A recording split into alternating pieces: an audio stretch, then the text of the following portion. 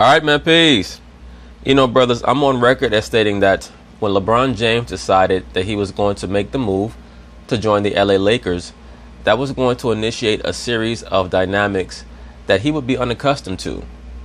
When he was a member of the Cleveland Cavaliers, he pretty much had the run of the mill. He was the king of the castle. Now with the LA Lakers, yes, to a degree, he's the new sheriff in town, but he's not the king of the castle, because they've had previous kings in that castle before who have accomplished a lot more. And the LA Lakers is the only franchise in the NBA where LeBron James could go, where there were players who have played for them who could make the argument that they were greater than him. Whether it was Magic Johnson or Kareem, these are former players who are going to constantly be in LeBron James's ear, telling him what he should be doing. I promise you, even unsolicited, LeBron James has his moments when he's home at night and he hears his phone. There's a text message that he receives and he looks at it and it's from Kobe Bean Bryant or it's from Magic Johnson, and they're telling him how he's playing as opposed to how he should be playing. I promise you that. I don't care how they act. And this leads me to this latest storyline with the LA Lakers and LeBron James, where both Kobe and Magic have come out and stated that they don't want LeBron James to quote-unquote be used too much. For them to say that publicly, I guarantee you that privately they're having conversations with LeBron and letting him know that they think that he should be playing a different way. So anyway, they're going to talk about it and I'm going to chime in. Guess what? We're all feeling tired, even LeBron. Let's get into it. So we all know the King's the best player on the planet, right? But he's no spring chicken, and Kobe Bryant is taking notice, saying the Lakers should not over-rely on James. Quote, LeBron. Right, but for Kobe Bryant to say that, what is he really saying? He's saying, LeBron James, you're going to have to reel it back a little bit and use your teammates more, which is ironic coming from Kobe. But that's really what he's saying, because he's not talking to Luke Walton. He's not even talking to Magic, because he and Magic are copacetic. Kobe Bryant and Magic Johnson are on the same wavelength. He's talking to LeBron James. He's letting LeBron James know you're going to have to reel it back a little bit. LeBron doing everything, not a recipe for winning championships. Here's the king. And Kobe's also on record in the past, just to prove what I'm stating in regards to what I believe Kobe Bryant's real sentiments are. Remember, Kobe has stated many times in the past that LeBron James needs to take his ass down into the post so that he can conserve energy. LeBron refuses to do that. He loves to play on the perimeter and utilize all the tricky dribble moves because he wants everybody to think that he's going to be forever young. So Kobe and Magic, who both in the latter parts of their career took their asses down to the low post, that's what they want LeBron James to do, because they know he's going to flame out in the playoffs if he keeps playing like this, especially at the pace that they're playing at. The king on the heavy workload. Magic and Kobe know who I am. I know who I am. They know what they're going to get out of me. That is. In other words, LeBron James is saying, Magic and Kobe, I'm going to do whatever the fuck I feel like doing. So stop texting me, stop calling me, and stop going to the media to try to get me to change my game. That is, you know what you're going to get out of me every game. Am I going to play well every game? Am I going to shoot the ball well every game? No, but you know who I am, and when it's time to, when it's really, really, really money time, you know who is going to be there. So, you know, we got guys that just want to continue to develop and guys that continue to, get better and better just from experience. And they haven't had a lot of experience. So I think that's, people are trying to blow it out of proportion. Like, okay, why do you have LeBron if you don't want to use him as much? Guys, they don't understand the logic behind it. But I work myself all year round to get in tip-top shape all year round. I don't stop. So I can do whatever. Yeah, we've heard that in the past, but then we've also heard you say that there's too much load on you, that you need help, that the players around you don't have a high enough basketball IQ, so on and so forth. So we know the routine from LeBron. Early on in the season when things are going well, he acts like he's the bionic man. He could play forever. Every game he could play 48 minutes, all 82 games. But later on, if the Lakers hit a little rough patch, he's going to claim that things are getting too rough. The pace is too fast. They're passing him the ball too much. He can't count on anybody else. There are not enough playmakers on the team. We already know what we're going to get from LeBron James. I mean, I played a Game 7 in the finals and I damn near played every minute of it. Whoop-de-damn-do. You played in Game 7 of the finals and you played in every minute and you want a cookie for that. Brother, I have news for you. That's the last game of the season. If you can't play the whole game, the last game of the season, then what the hell did they have you for? What the hell are you spending all that money with the biochemist for if you can't play 48 minutes of the last game of your season? every single game. Every single game. So, you want another cookie? Michael Jordan did that 9 times in his career. You kind of slice it how you want it, but I understand what Magic and Kobe's saying, and we have to continue to develop these guys, because if we don't, then long term, what does that do for our franchise? In other words, LeBron James is saying once again, Magic and Kobe, please, if you have an issue with how I'm playing, call me or text me. Do not go public. It's very obvious that Magic and Kobe feel a certain way about how LeBron is playing, and they've been trying to get the message across to him privately. He's not receiving the message how they would like, so now they're trying to throw little darts in public. Stay ready, so you don't have to get ready, Max. Shout out to Sugar Free. What do you make of those comments? Well, first of all, who is saying this to and about LeBron? His putative boss. I mean, we know LeBron doesn't exactly have a boss, but the heck. Right, but it's not even really about Magic Johnson being his boss. Magic and Kobe are LeBron James's peers. They're his peers. There are very few basketball players in the history of the league who can all walk into the same room with LeBron James and look him eye to eye and say, I'm one of your peers. I'm on your level. Kobe and Magic are a couple of those players. So that's how they're speaking to him. They're not speaking to him as bosses. They're speaking to him as, LeBron, you can fool the media with that shit, but you can't fool us.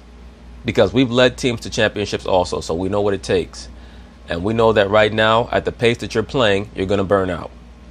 The head of basketball for the Lakers is the original 5-time Lakers wing-type player champion, Magic Johnson. And then the other guy talking about him was the next 5-time champion wing superstar, best player in the game, Kobe Bryant. So it's the first thing that strikes you is it's funny, LeBron, when he's talking about the head of basketball and the last Lakers legend, he's talking about those two guys. But they understand, and because he's talking about them, the message is these guys understand. Guys, it is too hard to win in the NBA thinking about anything other than winning in the NBA. Well, you know what, Max Kellerman? You make a relatively decent point. But I think that what Kobe Bryant and Magic Johnson are saying is that, once again, LeBron James, you're not that 25-year-old player who was in Miami or Cleveland or wherever you were when you were 25 years old. Right now you have to play different. You have to think different. You have to react different. You have to look at many of the young players around you as seeds that you have to water. It's not just about you right now. That's what they're trying to get across to him. In addition to the fact that we need these other young players to get more shine so that we can build up their trade value. I can't. LeBron does at times, tries to develop guys, figure out how they're going to go as far as they can in the playoffs. I'm sure he'd like to help develop young guys, take some of the burden off himself, etc. But it is too hard to win if you're thinking about anything other than winning, which means he has to go all out at times. He has to push himself at times. And the reason it's too hard for this Lakers team especially to win, what do we say all the time in the show? Stephen A., you and I are on the same page. Ingram and Lonzo Ball look like trade bait if you can get someone to bite on Lonzo. Kuzma and Josh Hart look like the keepers, but let's be honest. Kuzma and Josh Hart are nice role players right now. That's all they are. And to be honest with you, I would rather trade Josh Hart than Lonzo Ball. I have no idea why Max Kellerman seems to think of Josh Hart as this diamond in the rough. I just don't see it. He's a nice, scrappy player. He looks like the type of player who would have won MVP of the Summer League, because he's a great Summer League player. He's a great D-League player. To me, he's a borderline NBA player. Now, and maybe one day they'll be more than that, but that's what they are. There is not enough talent, ready to win now talent on this Lakers team for LeBron to worry about anything but winning. That's my takeaway. My takeaway is the fact that I appreciate Kobe Bryant bringing laughter to my life. It was a beautiful, beautiful thing. The Black Mamba, my brother, I love him dearly. The bottom line is he made me laugh when I heard these comments because, Max, as the saying goes, consider the source. If you're talking about, look who we're listening to. Now, in Magic Johnson's case, that's different. You're the president of basketball operations. You signed LeBron James to a 4-year, $153 million contract. You know that the expectation is a championship. You can't be the lone marquee name in the history of the franchise to have failed to bring a championship to Tinseltown, to LA, to Hollywood. Now, Elgin Baylor would be the other individual, but he retired the year, midway through the season, the year that they won the championship in the 70s. Absolutely, but Stephen A. Smith, we already know the NBA is going to do whatever it can to make sure that LeBron James gets at least one title or at least one real shot at a title in LA. That's why they've been working diligently to try to foment a separation between Kevin Durant and the Golden State Warriors. They've been working very, very diligently on that task for the last year or so, utilizing a lot of the moles in the media, such as yourself and Nick Wright, Max Kellerman, who've been trying to inundate Mr. Kevin Durant with these notions that he's weak for being in Golden State or staying there. So it seems as if that you guys are going to be successful in that endeavor, and that's going to give LeBron James the inroads that he needs to make a realistic run at another title. But it's also going to put a lot of pressure on his shoulders. The bottom line is, outside of that, every marquee name that has ever donned the purple and gold has brought a championship to LA. Okay, so LeBron James definitely has that reality, the reality of that pressure on his shoulders. But the reason why I say I understand it from Magic Johnson is because of that. I don't want to hear that from Kobe Bryant. And Kobe Bryant, if he's watching and listening, is knowing exactly where I'm about to go with this, Max Kellerman. It's the 2012-2013 season, if I remember correctly. It was D'Antoni's year, his first year there. Not only did Kobe Bryant average about 38 minutes a game that season, but if you recall the last month of the season when Dwight Howard had arrived there for 1 year, where the Lakers were hustling and grinding to try to make the playoffs, where you had like 3 separate coaches because it was Mike Brown and then he got released. Then I think it was Bickerstaff or somebody for a little while, and then Mike D'Antoni came in, okay, and filled it and got the job. All right, brother, I get it, but you're being a bit long-winded. At the end of the day, maybe Kobe Bryant is using his serpentine wisdom to inform LeBron James to do as I say and not as I did, to learn from my mistake. Because LeBron James is on the cusp of that portion of his career where something can go wrong. I mean, I don't care how great your 4-wheel pickup truck is running. You have it for 20 years. Suddenly that axle might blow when you least expect it. And that could be the fate of Mr. LeBron James. I'm not wishing that on him. But it seems to me that Kobe Bryant is trying to let him know you have to conserve your body. I don't care how superhuman you think you are. You only have a certain amount of minutes on that NBA floor. All right. If you recall, Max, at that particular moment in time, that last month, because you were doing afternoon drive in LA with Marcellus Wiley, if I remember correctly. I know you were on the radio station, but I think it was afternoon drive at that particular moment in time. Kobe Bryant averaged about 45 minutes a game. And we were all... Well, I wasn't surprised by that. Kobe Bryant was a megalomaniac. He wanted Mike D'Antoni there because he was hoping that that would put him in the position to win a championship without Phil Jackson, and he could verify or validate his own greatness independent of Phil. Of course, it failed because Kobe Bryant needed Phil Jackson to even put his team in the position to be a playoff performing team. I mean, they barely got to the playoffs. That was a great season that Kobe had, especially down the stretch. But at the end of the day, it failed because Kobe, as usual, went back on his word to be complicit with the Mike D'Antoni system. He refused to even allow Steve Nash to be a compliment to him on the offensive end, and he totally marginalized Dwight Howard. People sit there saying, wait a minute, Father Time and everything else, that's going to creep up when you can't do that to your body. Kobe basically told us to shut the hell up. Y'all mind your business. I'm trying to get to the playoffs. I'm trying to win a championship. But now you're talking about managing minutes. Really? If anybody should be trusted, it's LeBron James, because he is a basketball savant, supremely conditioned.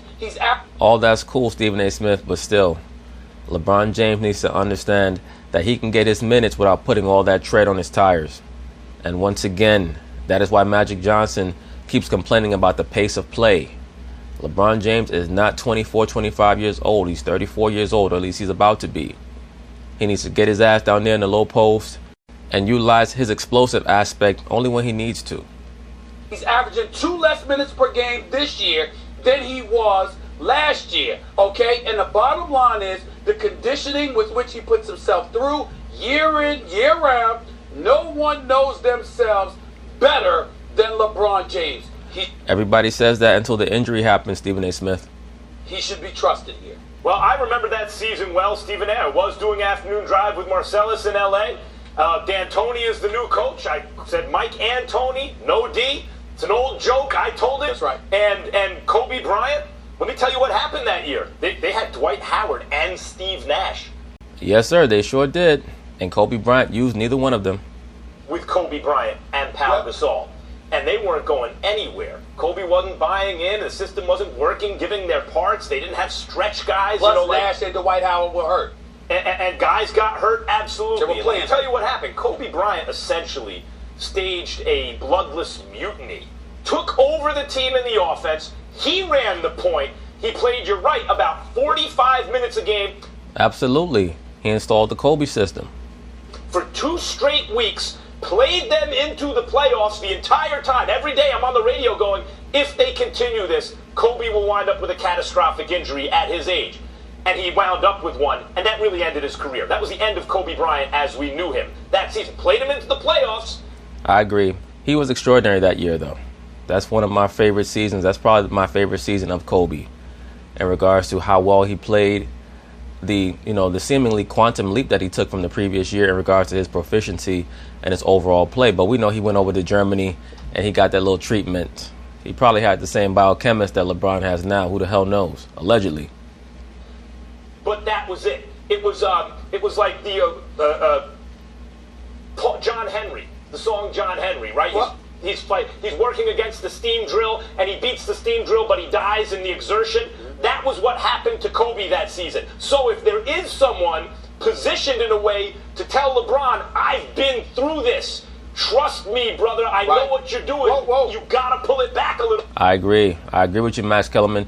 That is the perspective that I believe Kobe Bryant is trying to relay to LeBron James.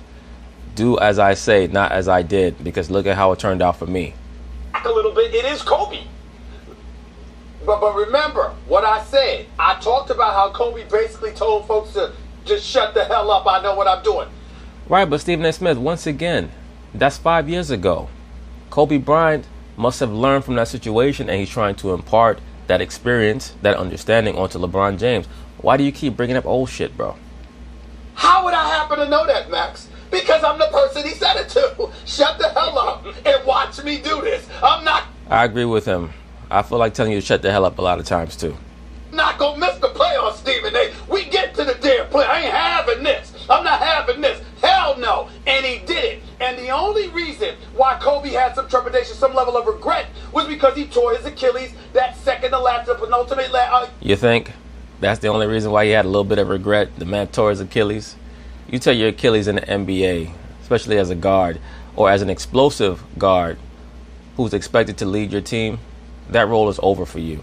It's over for you. Now, if you're Wesley Matthews and you're basically a 3-and-D guy, you can come back from it. But if you're Kobe, no, never again. A game of the season, the second to last game. Okay, when he went to the free throw line and finished it off, they had another regular season game to go. And then after that, that was it. That was the same Kobe Bryant that when Dwight Howard and them were struggling, all right, and they were on the verge of getting swept. Kobe Bryant came from the locker room, Max, dressed in all black with crutches and sat behind the bench. And even though they... Yes, he was hoping to bring some witchcraft power, some black magic to the affair. Give his Lakers a little boost. Even though they were about to get swept, the crowd gave them a standing ovation because subliminally he was sending the message, don't y'all worry, this will not fall off the wagon. I will return. That was the mentality that he had. LeBron James has never had any injury like that. Kobe's... Thank you, Max Kellerman. What the hell is Stephen A. Smith talking about? I will return. The nigga never ever came back to be anywhere near the player that he was. Like, what are you talking about? You can always tell when Stephen A. Smith is close friends with some of these players because he creates and distorts reality. I mean, it's really abysmal. This is why you have people like Kevin Durant talking about fanboys in the media, because when some of these media people are fans of the players that they cover, they're very disingenuous. He's worried about that. That would be different. The point is, outside of injury, no. I was there. I was in LA at the time. All the fans were like, that's right, Kobe. And all the sentiment that you're expressing right now, he never really did return. Thank you, sir.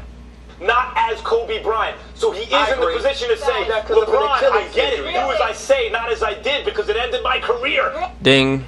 Really, the bottom Stephen A., you But just that's said it. His Achilles. usage is the exact same as it was in Cleveland, right? And it also doesn't let the young players get a chance to develop either. So Because they're playing the LeBron James system, Molly Karam. That's my point. That's how you know that when Kobe Bryant states publicly that they need to reel back on LeBron James, he's talking to LeBron. He's not talking to Luke Walton. Because Kobe knows that the system that they're running is all about LeBron James. How the hell could your usage rate be the exact same down to the 10th unless the system that you're running is the exact same? So it's kind of a Well, it's actually lose-lose less, for both. Molly. He's actually doing this. less. LeBron James right now is averaging around 34. It's been Pretty 36 to much 38 over the Luke last Walton's 7 doing a good job with his Pretty minutes, much let's be comparable, honest. Right, and that's the reason why his usage rate is the same despite his minutes being 2 less, because the pace is faster. So it's almost like he's playing more because the pace is so much faster on the Lakers than it was on the Cavs that there's more possessions. So even though he's playing less minutes, he still has the ball in his hands as much as, there's even more possessions. All right, guys, we'll leave it there. Still to come. But anyway, that's basically it on that. We'll see how things turn out for Mr. LeBron James, as well as his rapport with Mr. Kobe Bean Bryant and Magic Johnson. And if they choose to ratchet up the pressure on him publicly, if he shows that he's continuing to be reticent in making changes to how he plays. So peace.